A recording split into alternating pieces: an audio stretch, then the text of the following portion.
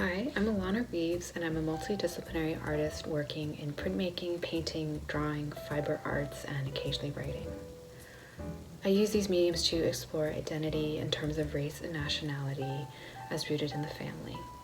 And I first began to explore these themes because identity was not a conversation I had readily when growing up, but as an adult, it's become increasingly important for me to develop a vocabulary for it.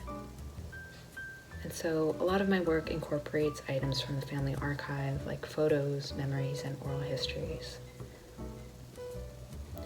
The start of Sparkplug for me was also the point at which I knew I wanted to expand on my practice by having dialogues with others on their identity.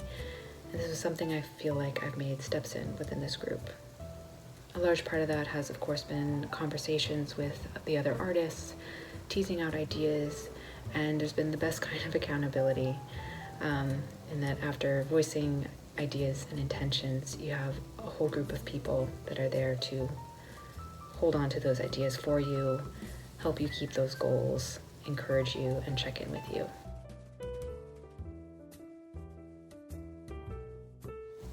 So, in discussing identity and wanting to open up that dialogue, it has made me consider what were the building blocks I had in order to understand myself, and what other foundations might people share with me. These questions have led me to things like childhood games and creative exercises like coloring books, craft kits, dolls, and a myriad of other things.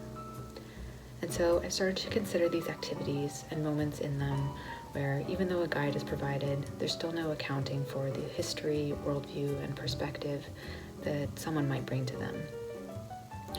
I'm really interested in that even if something is meant to have one final solution or outcome, still someone might create something completely different from it because they interpreted it differently. They're missing a piece of information or their imagination was too big.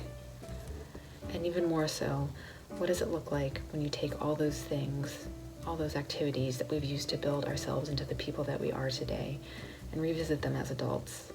What new information will we get from them? What did we build and have to break down to truly understand ourselves? Is there something we still feel isn't quite right with our identities? The works that I'm presenting in States of Being are still personal in that they are very much a display of activities that I used to do when I was younger. They express my own insecurities and indecision, but they also attempt to address these larger questions and open up that dialogue. And I hope that they'll serve as a prompt for you to consider your own building blocks for identity.